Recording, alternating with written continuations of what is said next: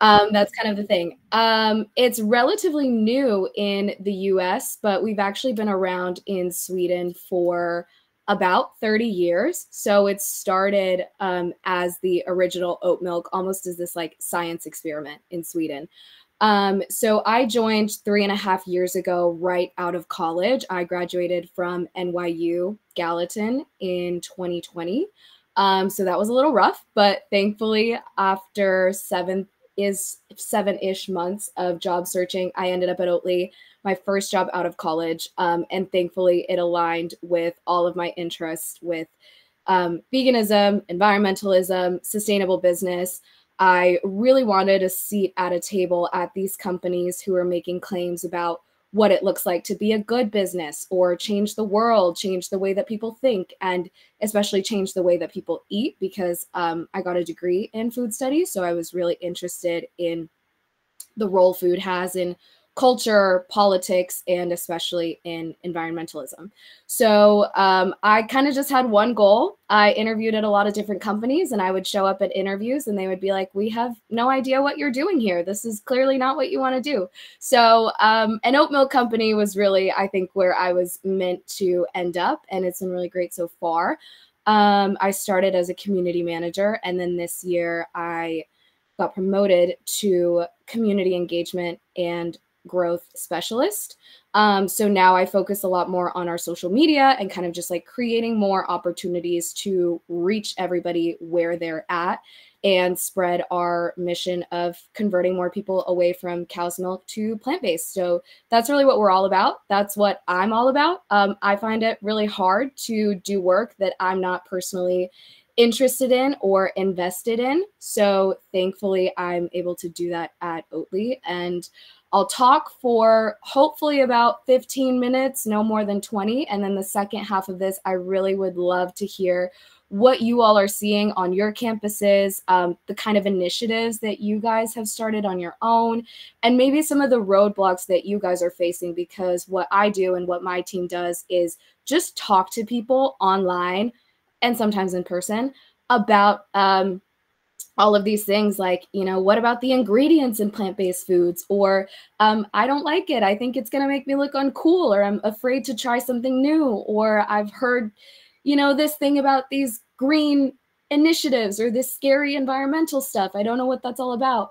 And we've really nailed down some principles and strategies for communicating with those people and building bridges, which I think is what it's all about. So hopefully that's what we can get out of this today.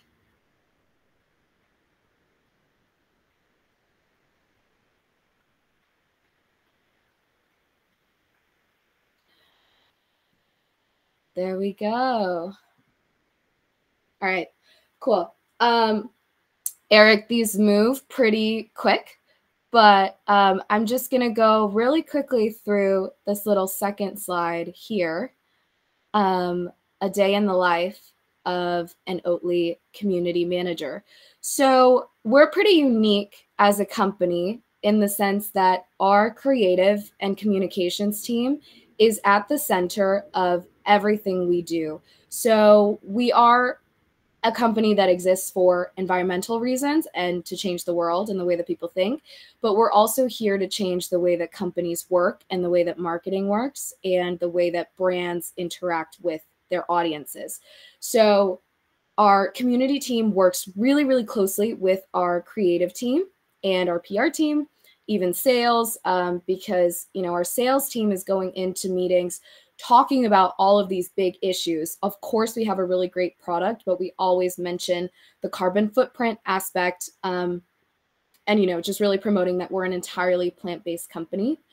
And we always look for the unexpected. So as a challenger brand, or as a brand that's trying to start a conversation and disrupt norms and people's eating habits, we can't just sit back and let them come to us. We're always trying to start conversations and stir the pot a little bit, never in like an antagonizing way, but we definitely have to go out there and just try to make people think differently.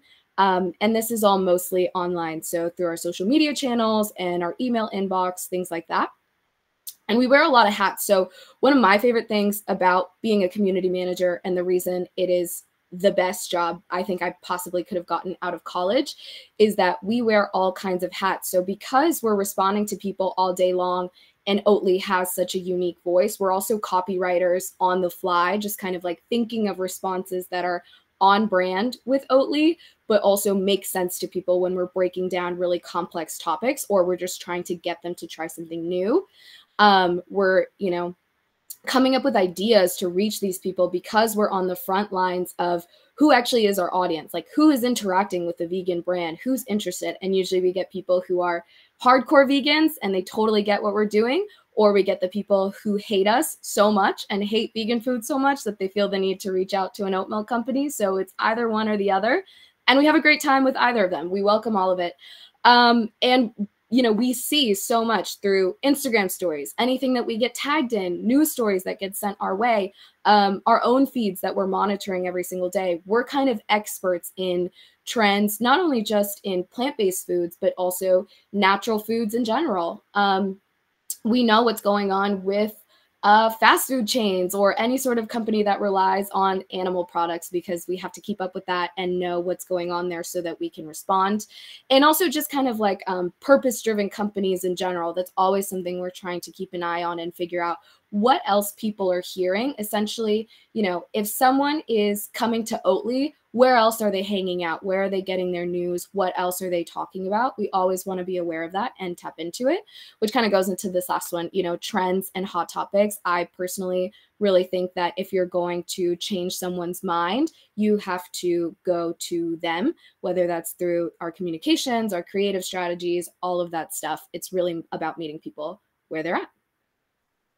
So really quick, the creative team at Oatly is lovingly called the Oatly Department of Mind Control. I think this is really funny, number one, because we're kind of playing into those conspiracy theories about how, oh, this plant-based stuff, where did it come from? It must be a conspiracy theory. And in reality, it's a bunch of people in like a Brooklyn WeWork that are kind of just doing fun things. And also we know that this is a shift that has to happen. But also because when I was in college, I really thought that in order to have kind of like a legitimate sustainability career, it was about, cranking out sustainability reports and focusing on the numbers. And that's a really big part of it, like being familiar with ESG frameworks, like all of these corporate terms that are coming out that people are using to organize ourselves and like try to attach some metrics to this big idea of changing the world or changing the way people eat. And that's really important. Like the tracking is important, the reporting is really important. But I realized that if you aren't able to translate that to the average person and get buy-in to the average person, especially when you're talking about consumers and you want somebody to buy your product for a certain reason, that kind of gets lost in translation. So we actually do need people who, like me, maybe aren't so good at crunching numbers, but really like the big picture. I love talking to people. I love breaking down complex topics and kind of just seeing that aha moment when people really start to get it. And also just one-to-one finding that connection. Maybe one piece of what we're saying doesn't really resonate with them, but something else will. So that's all to say that in this whole, sustainability movement, in the plant-based movement, we really do need all kinds of skills, because ultimately it's kind of a challenge of culture, like things that are normalized. And that's what Oatly is doing, is we're just trying to disrupt the norms and disrupt people's habits, which is really, really hard if you're not in touch with people and in touch with that psychological aspect of, okay, what's going to make this click? So the ODMC, Oatly Department of Mind Control, is people who really think strategically. We're creators.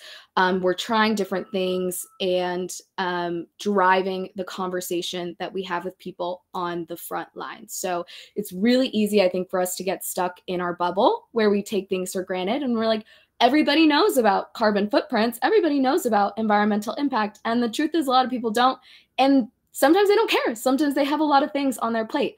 So we try a lot of different things to get to people. And if there's one thing you should know about Oatly, it is that, cue next slide, a little build up.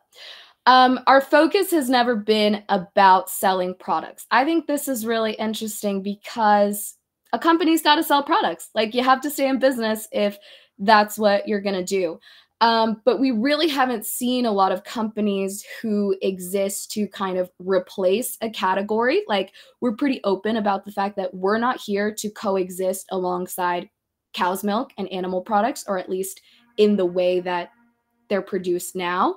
We are here to replace it and obviously make it easy for people to eat better, live healthier lives without recklessly taxing the planet. So we're very aware that animal agriculture in the way that it exists now is not sustainable. And, we're one of the few, maybe the only oat milk company that is really open about that. Like, we go out of our way to say that we're not here to be friends with milk. We are not playing alongside got milk. We are here to replace them with a better alternative. So, what exactly are we challenging here, and what does it even mean to be a challenger brand? We can go down one more. This is kind of what I was talking about earlier, where it's like, yes, we're absolutely here to tackle the food system and change norms around eating. And we can keep going down a couple more, Eric. But we're also here to challenge marketing and the role of companies. Like, what even is a brand supposed to do? What is our duty to society and our consumers, and like our level of responsibility? So, of course, most of you are probably familiar with this figure, but the meat and dairy industry are responsible for 14.5% of all global greenhouse gas emissions.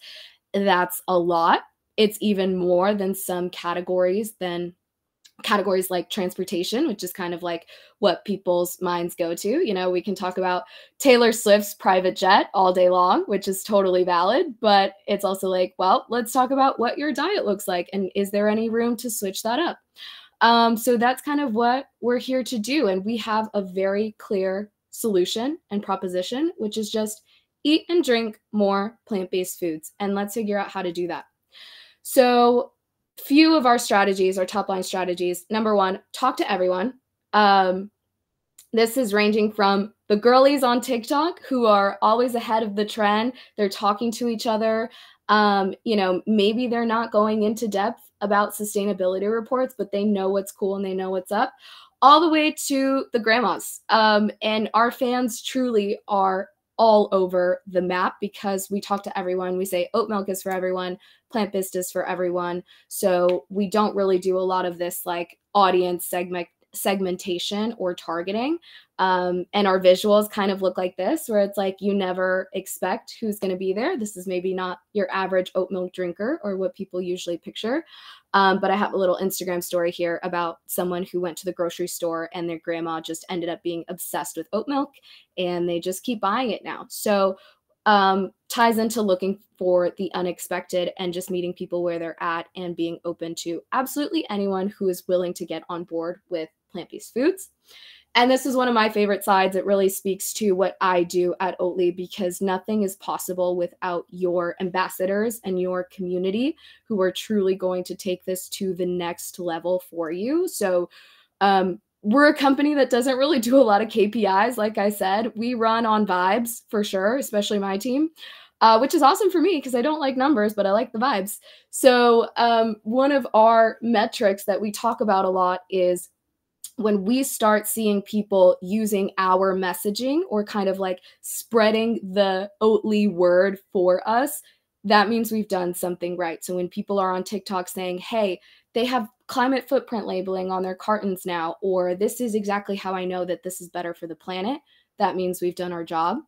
And we have identified people who tend to gravitate towards Oatly and make sure to show them a lot of love. So that can be like plant-based foodies. The guy in this screenshot is a dad from the UK who is vegan and just eats like the most delicious looking thing. So we of course have to be responding to them, giving them lots of love. Also the dairy-free community, lactose intolerant. And baristas and coffee is really how we got our start, especially in the US, through specialty coffee shops in New York mostly. So we always make sure that we have that community on lock because there's a lot of competition out there now. Everybody has a barista oat milk or some sort of plant-based milk. So we just have to show up and support them however we can. And the internet is a really powerful way to do that. So that's something I'm going to be talking about a lot too. And then, of course, showing up unexpectedly is such a core tenet of what we do. So we'll do print ads, we'll do newspaper ads, we'll take the positioning and media buys that no one else wants. Like this next one is on a magazine page about toad reproduction, which I don't think many companies would be scrambling to buy. And we just sandwiched that article between two little Oatly ads. So part of being a challenger brand and again getting people to think differently is also like integrating that into everything we do. So we're not going to do traditional marketing, we're going to make you stop and think. And then, of course, part of meeting people where they're at is we don't always talk about sustainability. You'll see a lot of our headlines are kind of just like maybe funny, quick one-liners. They don't even mention the whole mission of why we're here. We're always happy to get into it. We really value transparency, but sometimes people just want to talk about their favorite trash reality TV show. Or this one on the left is one of my favorite things that has ever happened to me working at Oatly. It's Harry Styles walking in London with a bag of barista cartons. You can see them peeking through like the clear bag. And so we immediately were like, oh my God, how do we make this a moment? How do we get all of the Harry Styles fans onto the barista oat milk wave? So I just went and commented on a bunch of their TikToks and started interacting with them. We made a piece of content for our own social media channels. And there's nothing about, like, oh, Harry Styles is an environmental king. Like, we love that he's so sustainable. It's literally just us having fun with his fans. And a bunch of them were like, oh my God, Harry Styles drinks Oatly. I'm running to get oat milk right now. Like, this is the only thing I'm ever going to drink now. So it's just about tapping into those moments, meeting people where they're at. And we're not always trying to sell. We're just trying to plant the seeds because it really is a long game. So with that, the unexpected sometimes is just making people stop and scratch their heads and just kind of say, what's going on here? I need to know more. So a big way we do this is our cartons. We never waste space on our cartons. A lot of them have, our beliefs as a company or why we're a plant-based company. The post-milk generation is what we call our community. So we have a little post-milk generation membership cards. And we've gotten emails and DMs from people who say they have cut that out and they keep it in their wallet or they'll like trade them with their friends. So it's really taken off and become this thing that we put on our merch. And people really love to feel like they're united and part of something. I think that's a really big aspect of what we do. So for us, it's like, all right, if you need something to be a part of, why not be a part of this thing that's actually changing the world for the better and making it fun in the process. 2 years ago, we ran a Super Bowl commercial and we actually spent no money on the commercial. It was a 7-year-old video of our former CEO playing the keyboard in an oat field, and he made up a jingle.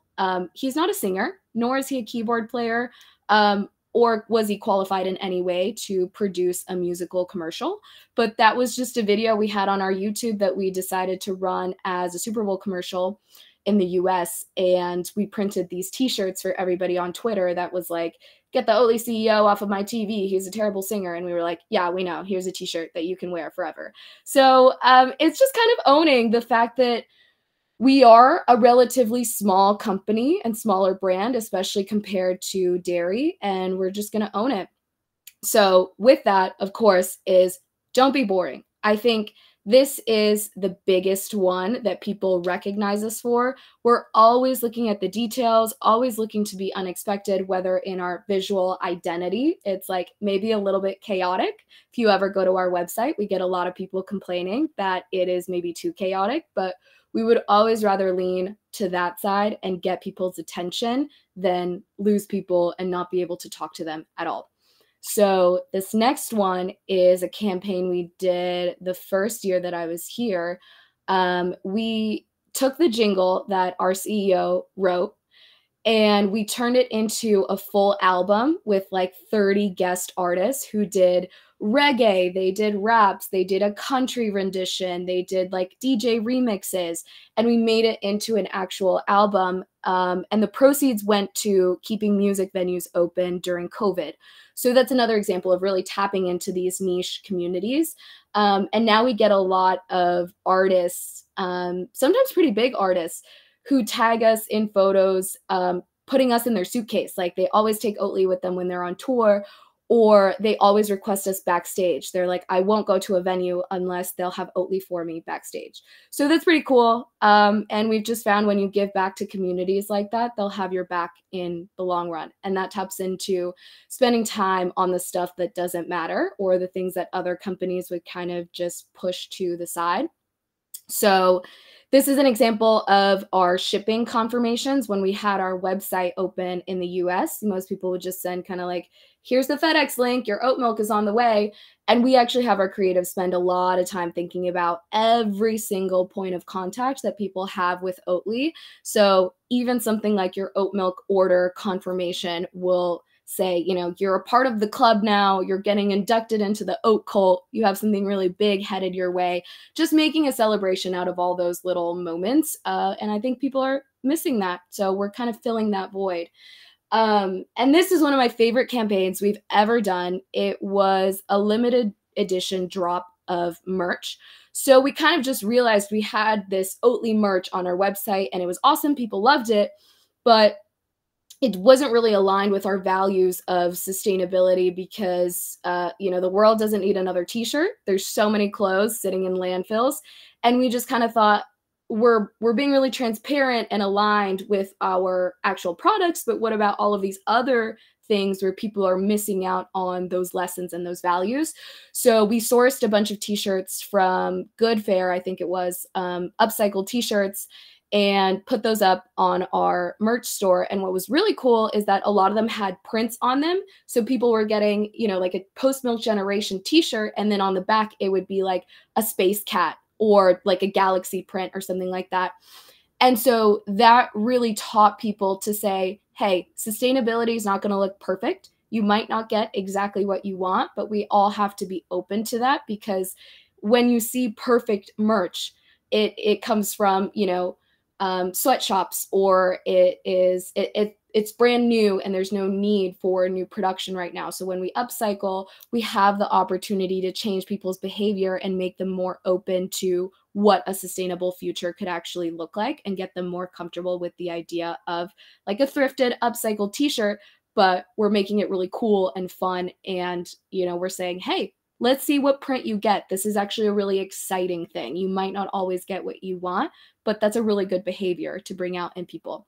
So we also did these limited edition drops of upcycled sweaters, denim jackets. We did raincoats. We had artists put all kinds of messages on them, plant forward messages, and they sold out right away. People were really excited about them.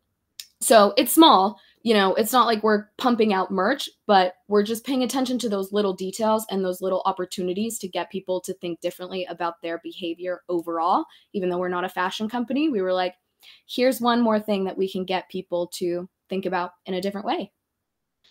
And so where we're at now, and kind of our biggest challenge right now, I would say, is shutting down Big Dairy. A lot of people think Oatly is kind of this like huge multinational corporation. And in a way we are. We're not where we started. But compared to the resources and the size of Big Dairy, we're still pretty small. We don't have the budget to be running campaigns like Got Milk is right now in the US, where they hired Queen Latifah and Cardi B and Aubrey Plaza and a bunch of celebrities to start talking about cow's milk again and how much they love cow's milk.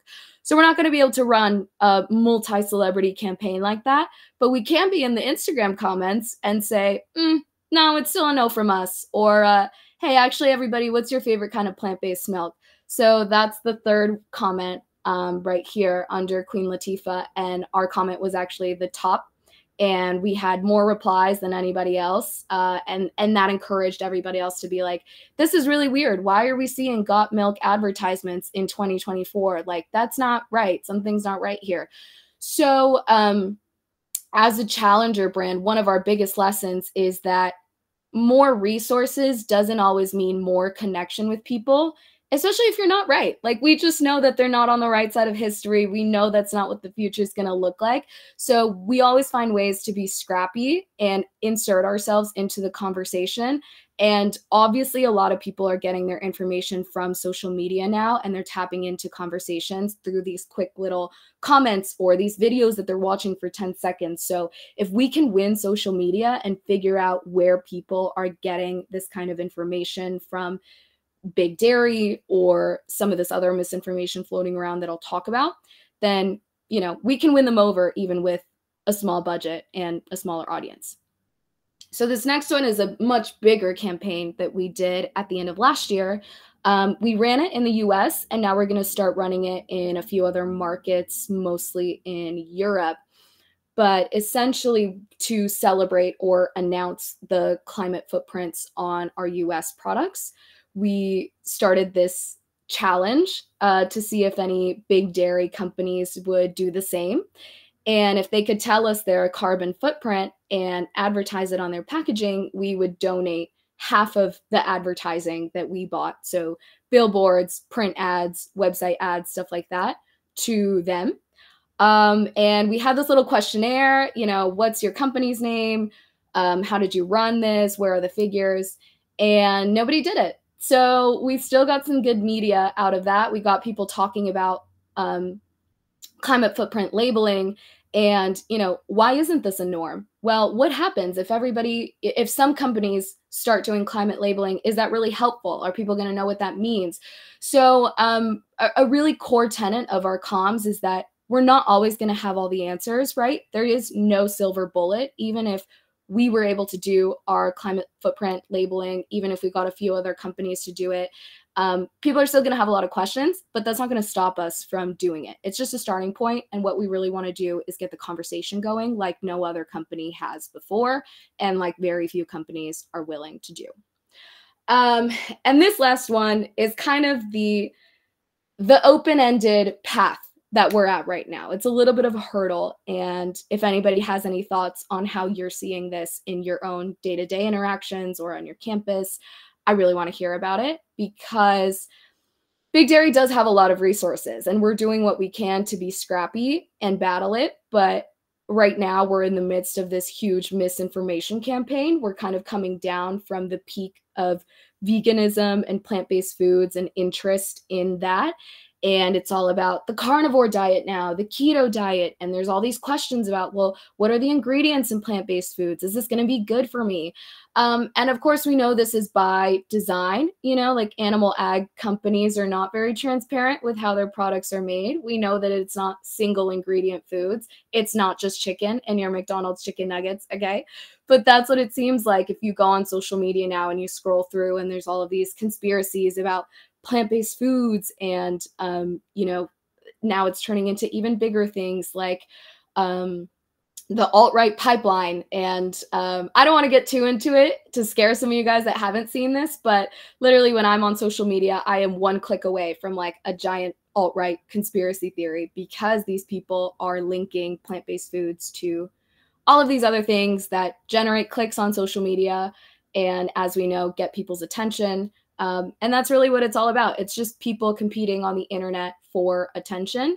So that's the game we're playing right now, is how do we still tell the truth about plant-based foods? We don't want to sensationalize anything and we don't want to scare people, but we also need to get some of that attention back and get the target back on animal ag and big dairy and kind of refocus people's energies on this much bigger structural issue that people don't know about on purpose, right? Like it's on purpose that a lot of people don't know how these big companies work. And because we are a lot more transparent, it's easier to say, well, I'm scared of plant-based foods because I have all of this information in front of me. But we never want to stop being transparent. So that's truly something that's in the works for us. It's something we're figuring out.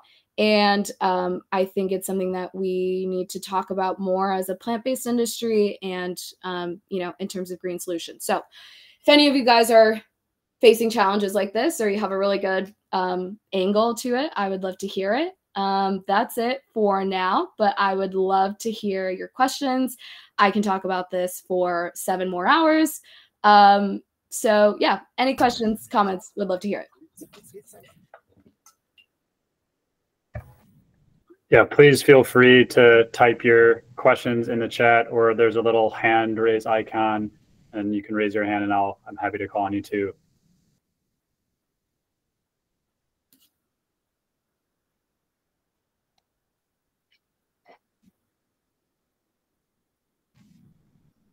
Claire, go ahead. Yeah, thank you so much for the presentation. Sorry, I joined a little bit late, but I've always been a big fan of Oatly and kind of your guerrilla marketing tactics. I always find it super creative and just kind of like really pushing the envelope in marketing and media. So how do you guys kind of, apologies if I missed this too, where do you get your inspiration from? Like, how do you come up with your ideas for these things? There's a chart I didn't put into my presentation, but it's basically like an axis like this. And it just has an arrow going up like this that says fucking fearless. And we put that at the beginning of almost all of our presentations. And it's kind of just that. I don't know if you were here when I was talking about how we don't have a lot of KPIs. We don't have a lot of metrics, especially in our creative team. It is literally just like, what's going to be dangerous, what's going to create a conversation. And because of that, there are times that we get it wrong. Like, I have dealt with a good amount of social media crises, and it's the internet. Like, you're never going to get your message across perfectly. We're working on it. And a lot of people, I think, are learning that companies are kind of just a group of people figuring it out. And I also, like, as a recent graduate, have gone into corporate America, and I'm like, oh shit, okay, so we're all just kind of like doing our best and, seeing what sticks. So I would say it's a lot of experimentation. And if there's something we can do that no company is willing to do, that's when we're like, yeah, that's the one. Like, that's what we have to put resources behind. Thanks for your question, Claire. We have another one from Harmony. Says, can you please speak to the relationship Oatly has with its farmers, producers, and general sourcing? Yeah. In the US, we have this pilot project with farmers in Iowa. So most of our oats come from Iowa, like Midwest US and Canada. So we have a public affairs team. It's global, but we have a few people in every region. So our US public affairs team mainly handles that relationship alongside with like our supply chain team, the more technical people doing that stuff. But every year they'll do kind of like a meetup for farmers in Iowa and in Canada. So like a tour so we can understand what's going on there.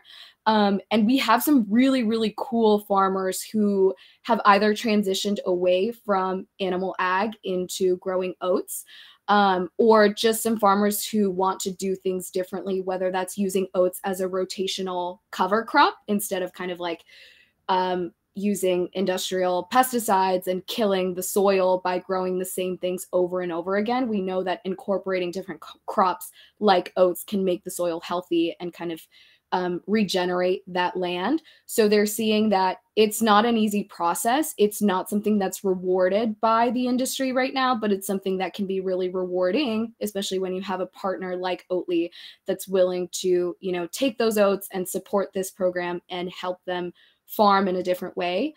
And we've just had a lot of learnings from being tapped into farmers that way. A lot of them aren't supported by their communities because it's really hard to be a farmer. And so you want to get that output, even if it means using pesticides, even if it means not regenerating the nutrients in the soil and getting a certain output out. That's what you're going to do.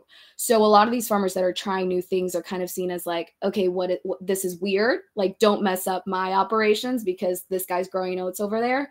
But the reward is, they get to go to the store and say something that I grew on my farm is in this product. It's not just going to animal feed for something that's going to be down the road or I'm not even going to see it.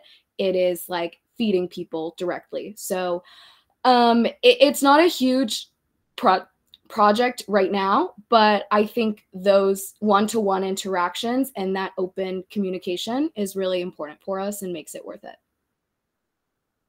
Awesome, thank you. I know we're a bit over, so if folks need to drop, please feel free to do so. And thank you for your time. But Paul, is it okay we get to a few more questions? Yeah, absolutely.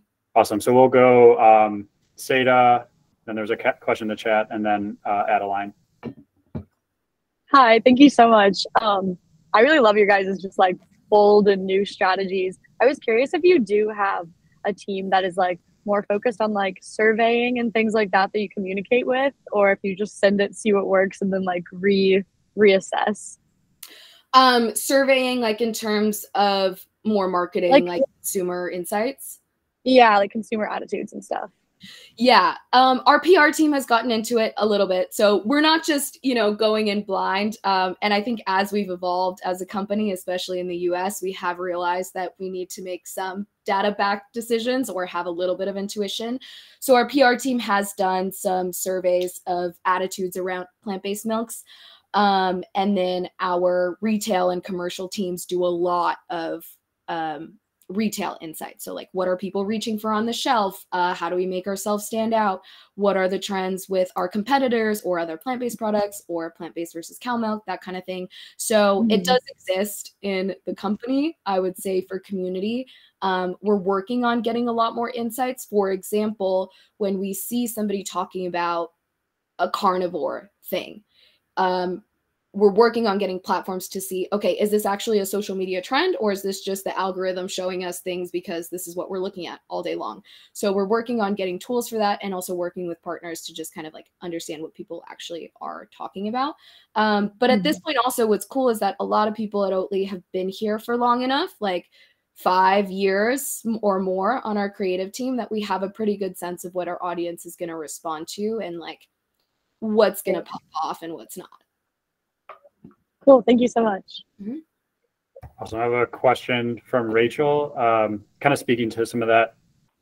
Has the communications team ever tapped into that kind of telling of the story of farmers switching away from animal ag to cover crop? Yeah, we have.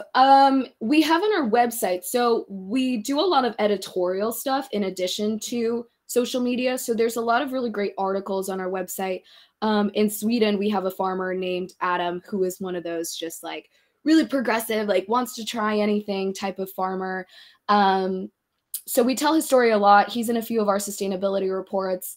I don't know if we've done a ton with him on social media, and that's kind of the battle right now, is like when people are generally losing interest in plant-based foods, do we want to give them more information and, you know, like nerdy stuff, or do we need to just make oat milk cool again? I think we need something for everyone, but it's something we've tapped into in the past. I would love for us to keep telling that story in the future. It's just a matter of how. Awesome, thank you. And we'll go to Adeline next. Hi, thank you for your talk. Sorry, I also had to hop on late. But I'm just coming from Vancouver in Canada, and I was wondering if you could speak a little bit about if or how your marketing strategy is like different in the US versus Canada or in like other markets. Because I know in Canada, like with the dairy industry, it's like very heavily subsidized. So I don't know if that like poses additional barriers for Oatly or just other brands in general. And there's also like a huge oat milk brand that kind of dominates the market here. So I was just wondering if you could speak more to that. Yeah, we actually just entered Canada last year. So we've had a lot of people in Canada asking for us for years, and we've only been able to make that happen very recently. I would say Canada, actually, out of all of our markets, is probably the most similar to the US. We are launching soon in Mexico, and that's going to be really different. A big thing is local languages, like even down to like how we literally communicate with people. We launched in France a couple months ago, and that's a group of people that really does not want to see your ads in English. And we do it anyway because we have such a small team, and that's kind of like what we have to do sometimes. So it comes down to things like that. But it is interesting, like what the political and regulatory environment looks like in a region and how that affects how hard we have to go, essentially, or like what points we have to stress. So things are absolutely easier in Europe. Like I talked to my colleagues in Sweden or in Germany, and people there do tend to kind of get it. It depends, because there's other places in Europe where like cheese is a really important part of culture to them and what they eat. France, for example, they don't want to hear it about oat milk, but we're tapping into the right places there. But in the US, I tell them about this, carnivore trend and the Liver King. I don't know if anybody has seen that guy, or just this whole kind of meat is masculinity, is, conservative pride, all of this stuff that is tied into the social norms around plant-based. And my colleagues in Europe kind of are just like, what is going on there? They're like, America is the Wild West. We could never deal with that.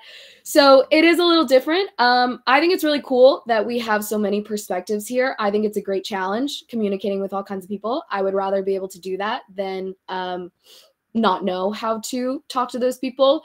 So I really don't think that that's a barrier for us. It's going to make things a lot harder, but it's just about figuring out how to talk to those people that are maybe a little bit more against plant-based. Because, we have senators here in Wisconsin who don't think that we should be able to use the word milk because it confuses consumers, and stuff like that. So it's always just about how to creatively get around that and resonate with people. But yeah, we do have to work a little bit more here in the US, where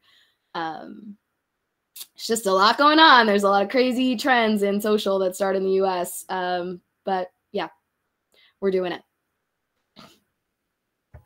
Awesome. Well, this was just such an incredible presentation. I think just so cool to so many different angles with sustainability that I don't think are talked about. Paul, I just would love to wrap up just with, a lot of our audience being current students or recent young professionals, just your general advice and perspective of both building your pathway and kind of being at the front lines of this work, just kind of advice geared towards building community around this change and how to find authenticity and still staying true to values, but building bridges and communicating with others. Just your general advice to young people.